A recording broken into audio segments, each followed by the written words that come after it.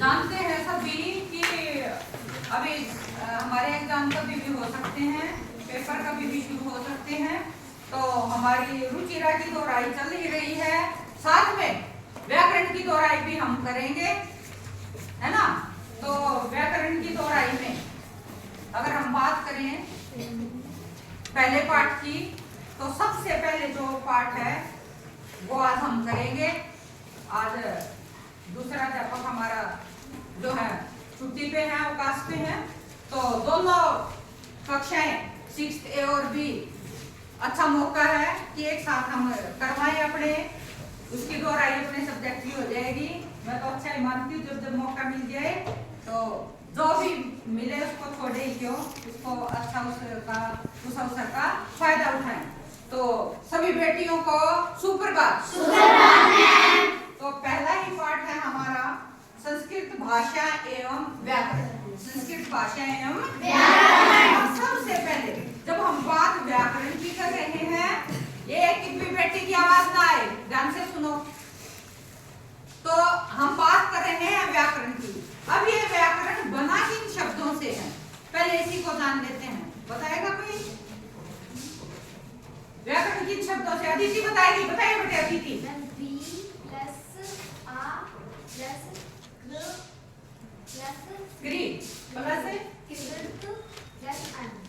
शाबाश, बहुत अच्छा बताया। वी जमा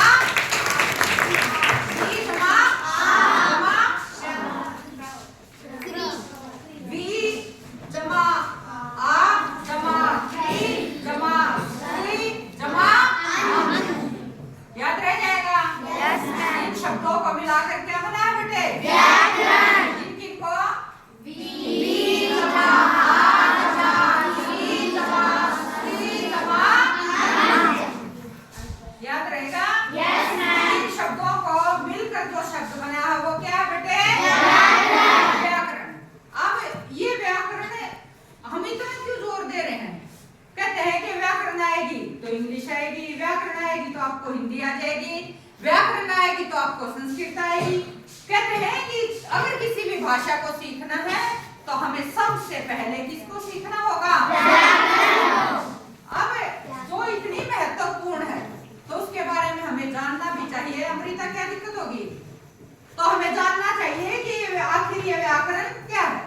व्याकरण वो है बेटे जो हमें शुद्ध लिखना, शुद्ध बोलना और शुद्ध पढ़ना सिखाते हैं। बिल्कुल शुद्ध। अब शुद्ध का मतलब क्या? अच्छा, शुद्ध का मतलब यहाँ बेटे कि जैसे हम बोल रहे हैं दिन और दीन, दिन और दीन, हमें पता लग रहा है जिसको हम शुरू से, जबकि गलत है, हम ध्वनि से नहीं पढ़ते, ध्वनि से हम जानते नहीं हैं। हम क्या करते हैं?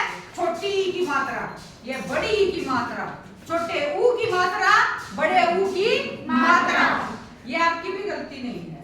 कहीं ना कहीं हम शिक्षकों से, शिक्षकगण से त्रुटि रही है जो होनी नहीं चाहिए। हमें साउंड से, ध्वनि से पता होना चाहिए कि मात्रा ऊ की है, ऊ की है, ई की है, ई की है। ये हमें कौन सिखा रहा है बेटे? व्याकरण। ये सब हमें कौन सिखा रहा है? व्याकरण। वो हमें शुद्ध, अक्सर हम बोलते हैं प्राप्त, कईयों को देखा होगा, क्या ये सही है? हमें क्या बोलना चाहिए था? प्राप्त। हम बोलते हैं समाप्त, समाप्त। क्या होना चाहिए था? क्योंकि आधा अक्षर जहां भी है, वहां जहां आधा वर्ण आ जाता है उसको हम बहुत स्पीड से बोलते हैं, बोलना भी चाहिए। तो ये किसने सिखाई हमें चीजें? व्याकरण ने। ठीक है बेटे, ये समझ आ गया हमें? हम बात कर रहे हैं पहले पाठ में भाषा और व्याकरण। व्याकरण क्लियर है बेटे? व्याकरण क्या है? किन शब्दों से मिलके बना है? वी जमा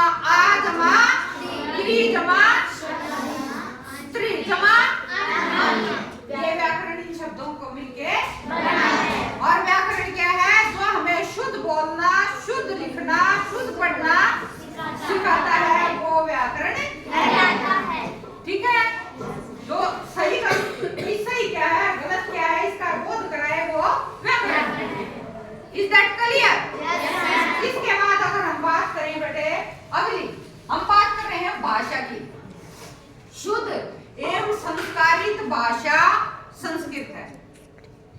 अब इससे समझ आ रहा है, शुद्ध एवं संस्कारित। अब बात करें संस्कार की। संस्कारित से क्या मतलब? संस्कार से मतलब है, अगर मूल शब्द की अगर हम बात करें तो संस्कार का मूल अर्थ है बेटे शुद्धिकरण। क्या अर्थ है? शुद्धिकरण। शुद्धिकरण। और अगर हम दूसरे शब्दों में इसको कहें तो हमारे समाज ने जीवन चलाने के लिए कुछ मापदंड बनाए हैं कि हमें कैसे चलना चाहिए, कैसे रहना ठीक है, ठीक है, कैसे हम खाएं, कैसे हम चलें, कैसे हम बोलचाल का व्यवहार करें, कैसे एक दूसरे से लेन देन करें, कैसे हम धार्मिक प्रवृत्ति को बनाएं, क्या क्या करें उसमें, ये सब चीजें जिसमें सम्मिलित है बेटे, और इसको बंद कर बेटे, जिसमें ये सब चीजें सम्मिलित हैं तो उसको हम क्या कहते हैं बेटे? संस्कार। क्या कहते हैं उसको? संस्कार। और ये सभी चीजें इकलौती भाषा है जिसके अंदर ये सभी चीजें शुमार हैं। कौन है वो? संस्कृत। कौन है बेटे? संस्कृत। अकेली संस्कृत भाषा ऐसी है जो हमें संस्कार सिखाती है, न केवल पढ़ाई, न केवल लिखाई, न केवल बोलना, बल्कि हमें संस्कार में चलना सिखाती है। हम जानते हैं कि हमारे जितने भी ग्रंथ हैं वो सभी संस्कृत भाषा में लिखे हुए हैं। अगर संस्कृत ना होती तो ये जो एंड्रॉइड फोन जो हम प्रतिदिन हमारा मित्र की तरह अपने पास रखते हैं, शायद हम अपने माँ बाप को भूल जाए, अपने भाई बंधुओं को भूल जाए, लेकिन इसको एक सेकंड अपने से दूर छोड़ना नहीं चाहते। ये इस फोन की कल्पना भी नहीं की जा सकती अगर संस्कृत ना होती। दूसरी बात, जिस संस्कृत को पढ़ते वक्त हमें शर्म महसूस होती है और इंग्लिश पढ़ते वक्त हम गौरवान्वित महसूस करते हैं और दो पंक्तियां बोलते हैं हम इंग्लिश की कह देते हैं, अरे बड़ा इंटेलिजेंट है। ये हमारे देश के लिए शर्मनाक मंजर मैं कहूंगी कि हम इंग्लिश को बड़ा, और जिस संस्कृत से विदेशों ने कहीं बल्ब की, कहीं ट्यूब की, क्या तक कितनी ही रिसर्च कर दी है, खोज कर दी है, नाम अपना ठप्पा बना लगा दिया है, लेकिन हमारे ग्रंथ यजुर्वेद, अथर्ववेद इनको पढ़ के उन्होंने खोज कर दी है। ऐसे देश के हम वासी हैं, ऐसे ग्रंथों के हम मालिक हैं, और फिर हम शर्मिंदगी महसूस करते हैं कि हम संस्कृत हिंदी क्यों पढ़े। तो शर्म हमें आनी चाहिए। हम विदेशों की तरफ भाग रहे हैं, पाश्चात्य सभ्यता को फॉलो कर रहे हैं, अपने संस्कारों को, अपनी संस्कृति को भूल रहे हैं। ठीक है बेटे, तो ये बहुत बड़ी चीज है। और दूसरी बात आपको पता होना चाहिए कि नासा ने जब चंद्रयान 3 हमारी सफलता प्राप्त की, गौरी नाम की लड़की, हाँ डायरी मंगा रहे हैं मैम, तो उन्होंने नासा वालों ने पता है क्या कहा? काश हमने संस्कृत पहले पढ़ी होती, अपने ग्रंथ पहले पढ़े होते तो चंद्रयान 3 की नौबत नहीं आती। चंद्रयान 3 की नौबत नहीं आती। हम पहले ही चंद्रमा पर लैंड कर चुके होते। ये नासा की स्टेटमेंट है। और उसका असर ये हुआ कि आज संसार में बहुत से देशों ने फर्स्ट क्लास से ही संस्कृत को पढ़ाना शुरू कर दिया है, जबकि हमारे देश में नहीं हुआ है। ये दुर्भाग्य कहूंगी मैं तो। होना चाहिए और आएगा ये फर्स्ट क्लास से। एक दिन ऐसा होगा जब हमारे संस्कृत की धूम पूरे विश्व के अंदर मचेगी, क्योंकि सब हैरान है कि सबसे पहले चंद्रमा पर लैंड भारत ने कैसे किया। सब चिढ़े हुए हैं, लेकिन हमें फक्र है कि हम ऐसे ग्रंथों के मालिक हैं और ऐसे देश के वासी हैं, और फक्र होना भी चाहिए। तो बेहद फक्र के साथ इसको पढ़िए और पढ़ाइए और बोलिए, मैं तो कहूंगी। ठीक है बेटे, अब हम बात कर रहे हैं भाषा की। अब भाषा क्या है? भाषा क्या है? किसे कहें हम भाषा? अब दूसरी बात, अब संस्कृत शुद्ध तो है ही, संस्कारित है। दूसरा क्या है बेटे? आ जाइए बेटे बोलो। दूसरा क्या है कि संस्कृत भाषा जो है वो, संस्कृत जो है वो सभी भाषाओं की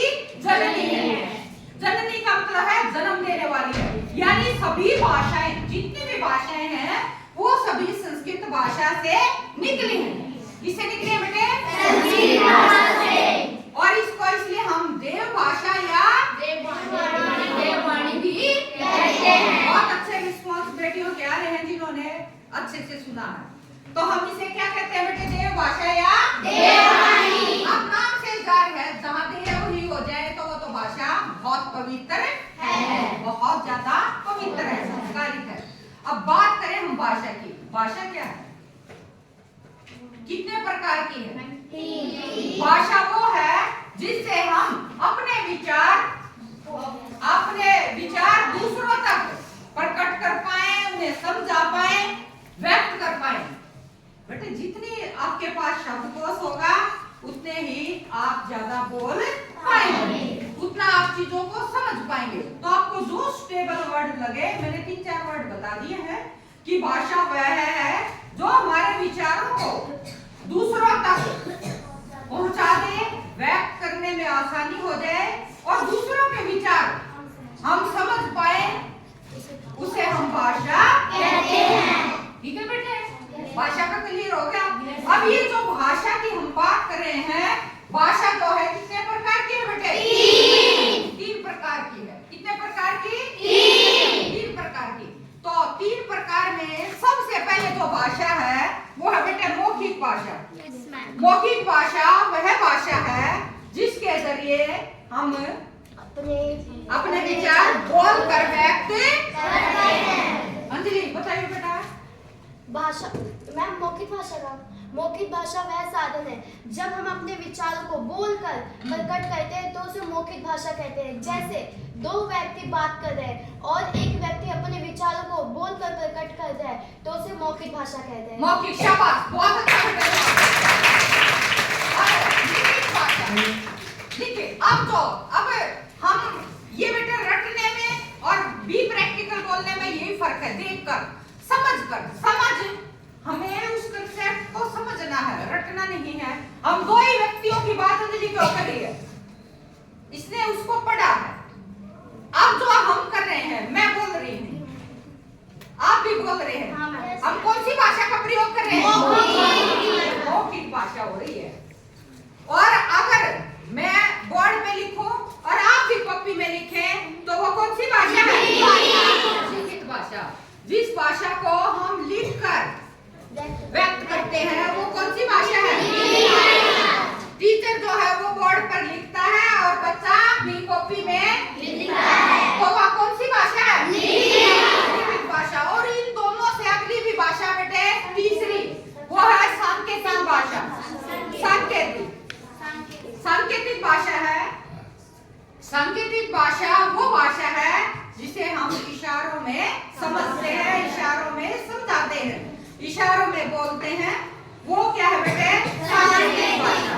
जैसे कि हमारे मूक और बधिर से मतलब है गूंगे और बहरे लोगों के लिए, गूंगे और बहरे लोगों के लिए इसका प्रयोग किया जाता है।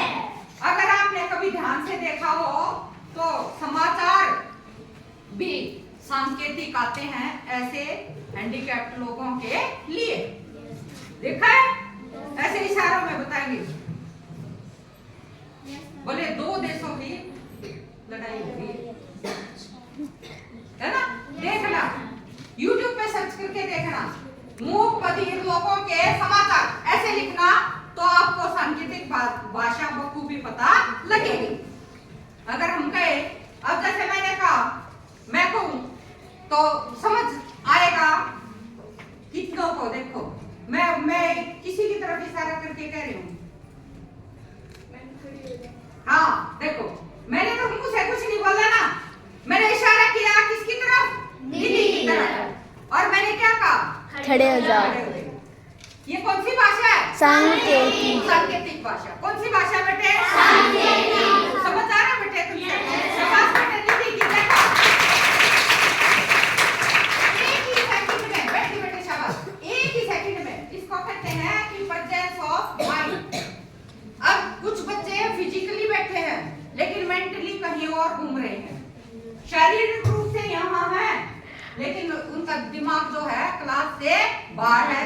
ऐसे बच्चों को कोई समझा नहीं सकता। अगर खुदा भी उतर के आ जाए वो भी नहीं समझा पाएगा। तो अपने दिमाग को जहां बोल रहा है शिक्षक वहीं अगर लगाएंगे तो पढ़ाई आपके लिए यूं भागेगी आपके आगे। आप पढ़ाई के पीछे नहीं भागोगे, पढ़ाई आपके पीछे भागेगी। बस इतना सा शेड्यूल बनाना है, ठीक है बेटे। ये इतना कंसेप्ट आपको क्लियर हुआ? यस। इसमें किसी को कोई दिक्कत है बेटा? No ma'am. अब अगला, मेरे ख्याल से ये ज्यादा तो नहीं हो जाएगा, इतना याद हो जाएगा? यस। ये लिखना भी आना चाहिए बेटे कि आपके पेपर के अंदर आ जाए कि भाषा किसे कहते हैं, इसके कितने भेद हैं, इसके कितने भेद हुए बेटे? 3। कितने भेद हुए? 3। अब कहते हैं कि व्याकरण क्या है या व्याकरण किसे कहते हैं, तो आपको पता होना चाहिए, आपको उसकी परिभाषा पता होनी चाहिए। तो अगर लिखेंगे व्याकरण किसे कहते हैं तो सबसे पहले आप क्या लिखेंगे बेटे? नहीं, व्याकरण सबसे पहले आपको देना पड़ेगा व्याकरण वी जमा आ जमा अन शब्दों के मेल से बना हुआ शब्द है। सबसे पहले आपको ये कहना चाहिए, है ना? सबसे पहले ये कहना चाहिए। अगर हम बात करें, ये वही बात है, अगर हम बात करें निधि, हमने कहा निधि क्या, ये नाम था निधि का। फिर इसके सबसे पहले नी जमा धी, निधि का मतलब खजाना, निधि का मतलब खजाना। तो हमें पता होना चाहिए, पहले अपने नाम का मीनिंग पता होना चाहिए, फिर हम अगली बात करेंगे। हमने पहले निधि के नाम को जाना, फिर हम बात करेंगे कि निधि क्या है। छात्रा है, 6th क्लास की है, A सेक्शन की है, पढ़ने के लिए आई है, अच्छी पेंटिंग है। हम कितनी बात करें, बात वही है कि सबसे पहले जब हम बात व्याकरण की कर रहे हैं तो हमें पता होना चाहिए कि व्याकरण किन शब्दों के मेल से बना है, और फिर उसके बाद हमें जानना है कि व्याकरण हमें पढ़नी ही क्यों चाहिए, उसकी महत्ता क्या है, वो जरूरी क्यों है। तो व्याकरण वो भाषा है, व्याकरण वो शास्त्र है जिसके द्वारा हम शुद्ध बोलना, शुद्ध लिखना, शुद्ध पढ़ना, शुद्ध बोलना, शुद्ध पढ़ना और शुद्ध लिखना सीखते हैं। सबसे पहले हम बोलना सीखते हैं बेटे, सबसे पहले हम क्या सीखते हैं? बोलना। उसके बाद हम क्या सीखते हैं? लिखना, पढ़ना। उसके बाद हम क्या सीखते हैं? लिखना। ठीक है? अब इसमें कोई दिक्कत है? No ma'am. ध्यान तो होगा, तो मेरे ख्याल से इसमें कोई गुंजाइश बची नहीं है, ठीक है बेटे? तो इसके बाद प्रत्येक भाषा का अपना व्याकरण होता है। मैंने अभी बताया कि इंग्लिश होता है, उसका भी व्याकरण है ना? ग्रामर कहते हैं उसको, तो व्याकरण ही है। चाहे वो हिंदी का है, संस्कृत का, किसी भी भाषा का है, सबका अपना एक व्याकरण होता है। ये भी हमें पता होना चाहिए, ठीक है? अब अगली हम बात करें, अगला कहता है वर्ण परिचय। क्या होगा? वर्ण परिचय। अब वर्ण होता है बेटे जिसके कोई टुकड़े ही ना, उसके वो पहले ही टुकड़ों में है। वर्ण क्या है बेटे? वर्ण वह छोटी छोटी ध्वनि है जिसके कोई टुकड़े ही ना हो, ठीक है? अब कौन से हैं वो? वर्ण के मुख्य 3 भेद हैं। वर्ण के मुख्य कितने भेद हैं बेटे? 3। सबसे पहले है बेटे स्वर। क्या है? स्वर। अयोगवाह। और तीसरा है बेटे व्यंजन। तीसरा क्या है? व्यंजन। तीसरा क्या बेटे? व्यंजन। वर्ण परिचय की बात कर रहे थे हम बेटे। वर्ण क्या है? वर्ण वह छोटी से छोटी ध्वनि है जिसके कोई टुकड़े ही नहीं होते। तो वो क्या है बेटे? वो कितने प्रकार के बेटे? 3। पहला कौन सा? स्वर्ग। दूसरा अयोग। शाबाश। तीसरा व्यंजन। अब देखो ध्यान से सुन रहे हो, रटने की जरूरत नहीं पड़ रही ना? ध्यान में सीधे जा रहे हैं, यहाँ तक का सीधा जा रहा है, यही छोड़ लेते हैं बेटे, क्योंकि माँ जानती है कि बच्चा मेरा कितना हजम कर सकता है। अगर उससे ज्यादा कोई माँ खिला दे तो उल्टी आ सकती है ना? तो शायद शिक्षिका को भी ये समझ लेना चाहिए कि मेरे छात्र, मेरी बेटियां शायद इतना ही आज के लिए समझ पाएंगी। हाँ, ये हो सकता है कि हम इसको दोबारा दोहराएं ताकि आप घर जाके नहीं बेटे, पढ़ाई का क्या सिस्टम है, पढ़ाई हो कोई भी चीज हो, आप जहाँ चल रहे हैं, कोई काम कर रहे हैं, आप इसी जो आपने आज पढ़ा उसको करते करते अपने मन में दोहराते रहिए। जब आप ऐसा करेंगे सब चीजें आपकी उंगलियों पे आ जाएंगी, सब चीजें। आप खाना खा रहे हैं तो पढ़िए भाषा क्या है, आप काम कर रहे हैं पढ़िए, दिमाग में चलता रहना चाहिए कि व्याकरण क्या, ठीक है? आप चल रहे हैं, आप बैठे हैं, बात कर रहे हैं, लेकिन आपके जहन में चलना चाहिए कि लिखित भाषा क्या, मौखिक भाषा क्या, सांकेतिक भाषा क्या, ये सब आपके जहन में चलने चाहिए, ठीक है? हिंदी में आपने क्या पढ़ा हुआ आपके जहन में, ये हो गया, दिमाग से कहो अरे अच्छा ये हो गया, ठीक है? अब हिंदी में तू आ गया, बुलाओ उसको, फिर हिंदी में जो पढ़ा है उसको दोहराओ दिमाग में। ये बेटे आपकी दिनचर्या में जिस दिन शुमार हो जाएंगी, पढ़ाई आपकी उंगलियों पर होगी। मस्तिष्क में बिना ऐसी, भगवान ने ऐसी छुपाई की मशीन फिट की हुई है कि आप जो पढ़ेंगे, अगर आपने पूरे दिन उसको दोहरा लिया तो आप पाएंगे कि वो पूरी तरह से आपके दिमाग पर ऐसी छपाई भगवान ने कर दी है कि वो अमिट है, कभी मिटने वाली नहीं है। क्या ऐसी बेटियां करेंगी? यस मैम, ठीक है? और जैसा कि आज प्रेयर में बताया था, फिट इंडिया कार्यक्रम है ना, फिट इंडिया कार्यक्रम हमारा चलेगा। पोस्टर मेकिंग के लिए मैंने आइडियाज आपके ग्रुप में सेंड कर दिए हैं, तो सभी बेटियां पोस्टर मेकिंग के लिए तैयार रहें, अपनी अपनी पूरी। बहुत अच्छी हमारी बेटियां, हमारे बेटे चित्रकारी में, नक्काशी में 1 नंबर के हैं। मैं कहूंगी कि ऑलराउंडर बनिए बेटे। और आपको जो मैंने नारे याद करवाए वो 2 याद हुए हैं? क्या थे, कोई बताएगा? किसको याद हुए हैं?